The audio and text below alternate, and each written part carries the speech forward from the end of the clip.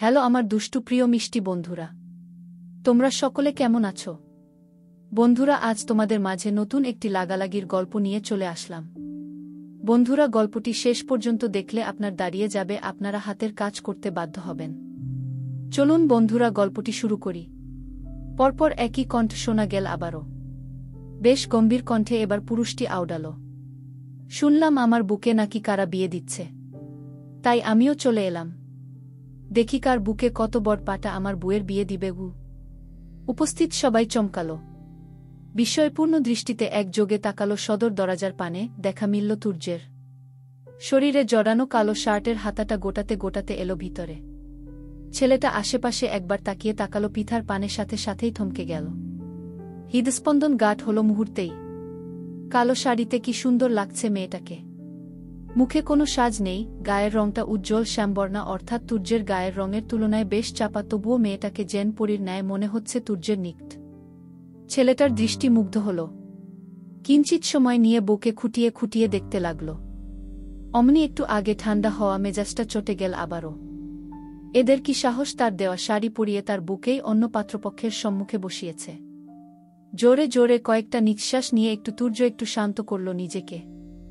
অতঃপর গিয়ে দাঁড়াল সোফায় বসা পাত্রপক্ষের পাশে। একবার তীক্ষ্ণ দৃষ্টিতে সকলের পানে তাকিয়ে পাত্রপক্ষের সাথে আসা দুই প্রবীণ পুরুষকে উদ্দেশ্যে করে বলল, আঙ্কেল, একটু চেপে বসুন।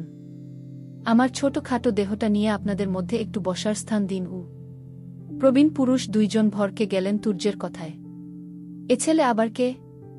আর হঠাৎ এসেই কেন এমন সব কথায় নেমে পড়েছে? জোরপূর্বক হাসলেন একজন প্রবীণ। একটু সরে বসে বললেন, বসো বাবা। এ পর্যায়ে আর চুপ থাকতে পারলেন না পলাশ শিকদার। কণ্ঠে ক্রোধ এঁটে বললেন, এসব কেমন ধরনের অসভাতামো? আর তুমিই বা এখানে কেন এসেছ? তুর্য পাত্তা দিল না পলাশ শিকদারের কথায়। সে বসে পড়ল সোফার ফাঁকা স্থানে। শার্টের গলার কাছের দুটো বাটন খুলে গা এলিয়ে দিল সোফার সাথে। নাক মুখ কুচকে বলল, কি গরম, মনে হচ্ছে এখনই ডিমের মতো সিদ্ধ হয়ে যাব। থামল তুর্য। পলাশ শিকদারের পানে তাকিয়ে বলল, এত বছর রাজাকারি করে জীবনে কি করেছেন শ্বশুর মশাই? পথে ঘাটে 2-4টা এসি লাগিয়ে রাখতে পারলেন না? আপনি জানতেন না এই পথে আপনার মেয়ের জামাই আসবে, তার গরম লাগতে পারে? পলাশ শিকদার দাঁতে দাঁত চাপলেন। কটমট করে বললেন, চুপ থাকো বেয়াদব ছেলে। আর তুমি এখানে কেন এসেছ? আমার বাড়িতে পা রাখার সাহস তোমাকে কে দিয়েছে? তুর্য অবাক হওয়ার ভান ধরল। বিস্ময়ভরা কণ্ঠে বলল, সে কি শ্বশুর মশাই, এসব কি ধরনের কথাবার্তা বলছেন? আমার বউয়ের বিয়ে আর আমি আসব না, সে কখনো হয় নাকি?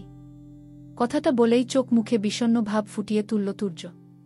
কাঁদো কাঁদো কণ্ঠে বলল, তবে আমার বউয়ের বিয়েতে আমাকে দাওয়াত না করায় আমি কিন্তু ভীষণ কষ্ট পেয়েছি শ্বশুর মশাই। এই কাজটা কিন্তু আপনি একদম ঠিক করেননি কি? পিয়াস এবং পিয়াল উপস্থিত ছিল ওই স্থানেই। তুর্যের হঠাৎ আগমন এবং এমন অদ্ভুত বাক্যে ক্ষেপে গেল দুই ভাই।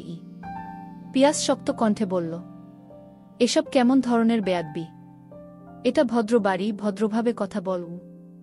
তুর্য ঘাট ঘুরিয়ে তাকালো পিয়াসের পানে। হেয়ালিপূর্ণ কণ্ঠে বলল, এটা ভদ্র বাড়ি? ওহ, আমার জানা ছিল না গি। থামল ছেলেটা। চোখ মুখ শক্ত করে আবার বলল, তা ভদ্র বাড়ির মেয়েদের বুঝি তালাকহীনা অন্যত্র বিয়ে দেওয়ার বন্দোবস্ত করা হয়? স্বামী জীবিত থাকতেও অন্য পাত্রপক্ষের সম্মুখে বসানো হয় রূপ দেখানোর জন্য? তুর্যের কথা শেষ হওয়ার প্রায় সাথে সাথেই তার কথার উত্তর দিলেন পলাশ শিকদার। তাচ্ছিল্য করে বললেন, স্বামী জীবিত অথচ স্ত্রীর কোনো খোঁজ খবর রাখেনি টানা 7 বছর। স্ত্রী বেঁচে আছে নাকি মরে গেছে একটাবার জানার প্রয়োজন বোধ করেনি। তাকে কি আদৌ স্বামীর কাতারে ফেলা যায়? তুর্যের কণ্ঠ নরম হয়ে এলো। অপরাধীর কণ্ঠে বলল, আমি জানি আমি ভুল করেছি, তার জন্য আমি আপনাদের এবং পিতার নিকট ক্ষমা প্রার্থী। তবে এখন সেই ভুলটা শুধরে নিতে চাইছি, স্ত্রীকে আপন করে নিতে চাইছি। দয়া করে আপনারা আমার ভুল শুধরানোর জন্য একটা সুযোগ অন্তত দিন। পিতা এতক্ষণ চুপচাপ শুনছিল সবটা। বোঝার চেষ্টা করছিল, কিন্তু এদের এক এক জনের এক এক স্থান থেকে এক এক ধরনের কথায় বোধগম্য হচ্ছিল না কিছুই। তার মধ্যে আবার তুর্য কি বলল, সে পিতার নিকট ক্ষমা প্রার্থী, আবার স্ত্রীকে আপন করে নিতে চাইছে। এ পর্যায়ে মেয়েটা আর নিজের ধৈর্য রাখতে পারল না। উঠে দাঁড়াল মেয়েটা। অধৈর্য কণ্ঠে বলল। এখানে কি হচ্ছে কেউ একটু বলবে আমাকে? আমি তো কিছুই বুঝতে পারছি না গি। পিথার কথা শুনে তার পানে তাকালো সবাই। হঠাৎ তুর্যের আগমনে তো তারা সবাই পিথার কথা ভুলেই বসেছিল। মেয়েটা নিশ্চয়ই সবটা শুনে নিয়েছে। আর লুকানো গেল না কিছু, হয়তো লুকানোটাও ঠিক হবে না। পলাশ শিকদার হাত রাখলেন মেয়ের মাথায়। শান্ত কণ্ঠে বললেন, তোর জীবনের অনেক কথাই এখনো তোর অজানা। আমরা এতদিন লুকিয়ে রেখেছিলাম, জানতে দেইনি তোকে। ভেবেছিলাম সবটা জানলে তুই হয়তো ভেঙে পড়বি, মেনে নিতে পারবি না। আর তাছাড়া তখন তুর্যের ফিরে আসারও সম্ভাবনা ছিল না, তাই জানাইনি। কিন্তু আজ মনে হচ্ছে তোকে সবটা জানানো উচিত। তোর জীবন, সুতরাং তোর জীবনে ঘটে যাওয়া সবকিছু জানার অধিকার তোর আছে। ইউ থামলেন পলাশ শিকদার। মেয়ের মাথায় হাত রেখেই বলতে শুরু করলেন, ছোটবেলা থেকেই তুর্যের মা এবং তোর মা ভীষণ ভালো বান্ধবী ছিলেন। আবার তাদের বিয়েও হয়েছিল প্রায় পাশাপাশি স্থানে। তুর্যদের বাড়ি এবং আমাদের বাড়ি কাছাকাছিই ছিল। আমাদের পূর্বপুরুষদের ভিটে রাজশাহীতে হলেও আমরা বাসিন্দা ছিলাম রাজধানী ঢাকার। তুর্যের বাবা মায়ের বিয়েতেই তোর মাকে আমি প্রথম দেখেছিলাম। তারপরে তার বাড়িতে বিয়ের প্রস্তাব পাঠাই, আর তারপরে বিয়ে। এইটুকু বলে আবার থামলেন পলাশ শিকদার। একটু সময় নিয়ে বলতে শুরু করলেন, পাশাপাশি বিয়ে হওয়ার দরুন তোর মা এবং তুর্যের মায়ের বন্ধুত্বটা আরও গাঢ় হয়ে উঠেছিল। তারা দুজনেই চেয়েছিল তাদের ছেলে মেয়েদের বিয়ে দিয়ে এই সম্পর্কটা আরও মজবুত করবেন। কিন্তু দুর্ভাগ্যবশত তুর্যের মা তাহমিনা এবং তোর মা দুজনেরই প্রথম সন্তান ছেলে হয়। এরপরে আবারও তারা অধীর আগ্রহে অপেক্ষা করতে শুরু করেন দ্বিতীয় সন্তানের। কিন্তু এবারও দুজনেই পুত্র সন্তানের জননী হন। তৃতীয়বারের বেলায় তাহমিনা আবারও পুত্র সন্তানের জন্ম দিলেও আমাদের কোল আলো করে তুই এসেছিলি।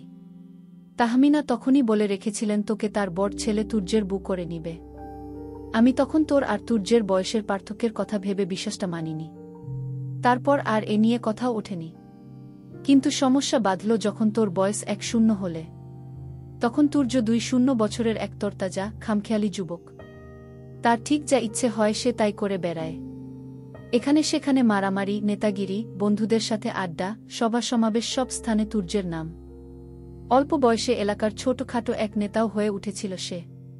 তাহমিনার ভয় বাড়ে, ছেলের এমন বকে যাওয়াকে মেনে নিতে না পেরে সিদ্ধান্ত নেন বিয়ে দিবেন ছেলেকে ঘরমুখো করতে, এছাড়া নাকি আর উপায় নেই।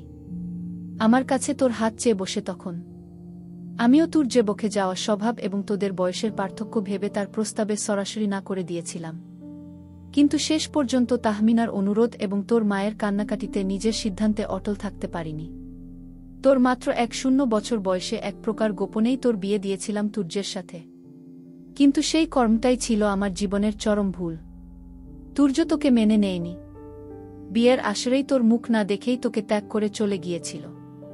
তারপর আমরা অনেক চেষ্টা করেছিলাম তুর্যের সাথে যোগাযোগ করার, সবটা ঠিক করার, কিন্তু সে করেনি। ধীরে ধীরে বিষয়টা লোক জানাজানি হতে শুরু করল। ফলস্বরূপ সমাজে তোর গায়েও একটু একটু করে কলঙ্ক লাগতে শুরু করেছিল। ছোট বলে তারা তোকে ছাড়া দেয়নি মা। অনেকেই কথা তুলছিল টাকার লোভে তুর্যের সাথে তোর বিয়ে দিয়েছি, অথচ তুর্যদের থেকে অর্থবিত্তে কোনো অংশেই কম ছিলাম না আমরা। শুরু হলো সমাজে তোকে হেয় প্রতিপন্ন করা। যে অল্প সংখ্যক আশেপাশের মানুষ তুর্য আর তোর বিয়েটা সম্পর্কে জানল, তারা দিন দিন হেস করতে শুরু করল তোকে, যা বাবা হিসেবে আমি মানতে পারছিলাম না। আর আমি এও চাইনি আমার ভুলের কারণে তোর শৈশব নষ্ট হোক, তুই সবটা জেনে ভেঙে পড়িস। তাই পুরোপুরিভাবে লোক জানাজানি হওয়ার আগেই তোদের নিয়ে এলাকা ছেড়েছি আমি। ঘাঁটি গেড়েছি রাজশাহীতে। পিতা সবটা শুনল মনোযোগ দিয়ে, আখিদ্য ভরে উঠল মেয়েটার। এখন তার কাছে সবটা পরিষ্কার। তুর্য কেন তার ঠিকানা খুঁজেছিল, কেন এতদিন তার সম্মুখে প্রেমময় বাক্য আওড়াত, সবটা পরিষ্কার। কিন্তু এই পুরুষ তো তাকে ছেড়ে গিয়েছিল, ত্যাগ করেছিল। পিতার যে নিজের 10 বছর বয়সে বিয়ের কথা মনে ছিল না তা নয়, ঠিক মনে ছিল। কিন্তু যখনই বাবা মায়ের কাছে এ বিষয়ে কিছু জিজ্ঞেস করেছে, তারা বলেছে ওটা পুতুল বিয়ে ছিল, পুতুল তো কথা বলতে পারে না, তাই পুতুলের হয়ে তাকে কবুল বলানো হয়েছিল। পিতাও আর সে বিষয়ে ততটা মাথা ঘামায়নি। তার মাথাতে একবারের জন্য এই চিন্তা আসেনি তার মা বাবা তাকে মাত্র 10 বছর বয়সেই বিয়ের পিঁড়িতে তুলে দিয়েছে। পিতার অজান্তেই তার জীবনে এত কিছু ঘটে গেল। বিয়ে হলো, স্বামী ত্যাগী হলো, অথচ সে জানতেই পারল না। এরা সবাই মিলে তাকে ঠকিয়েছে। বাবা মা নিজেদের সম্পর্ক অটুট রাখার জন্য ১ বছরের এক মেয়েকে অনিশ্চিত এক ভবিষ্যতের দিকে ঠেলে দিয়েছে। আর যার সাথে বিয়ে দিয়েছিল সেই পুরুষটাও শুধুমাত্র নিজের কথা ভেবে তাকে ত্যাগ করে ঠেলে দিয়েছিল অন্ধকারে। কেউ তার কথা ভাবেনি একটা বারের জন্য, যে যার নিজের স্বার্থে শুধুমাত্র ব্যবহার করেছে পিতাকে। মেয়েটার ভাবনার মধ্যেই শোনা গেল তুর্যের কণ্ঠস্বর। অপরাধীর কণ্ঠে সে বলল, আমি আমার কর্মের জন্য অনুতপ্ত। আমি পিতাকে ছেড়ে গিয়ে বুঝেছি আমি কতটা ভুল করেছি। ধীরে ধীরে ভীষণ বাজেভাবে আটকে গেছি ওর মায়ায়। আমি ভালোবেসে ফেলেছি পিতাকে, তাই তো আবারও ছুটে এসেছি ওকে ফিরিয়ে নিতে। পিতা পিছন ঘুরে তাকালো তুর্যের পানে, তাচ্ছিলের হাসি হেসে বলল, আপনি আমাকে ছেড়ে গিয়ে বুঝলেন আমাকে ভালোবাসে ফেলেছেন। আমার বাবা মা বুঝল তারা ভুল করেছেন। আফসোস শুধুমাত্র আমিই বুঝলাম না, আমার অগোচরে আমার কাছের মানুষগুলোর নিকট তাদের সম্পর্ক রক্ষায়, স্বার্থ রক্ষায় আমি ভীষণ বাজেভাবে ঠকে গেছি।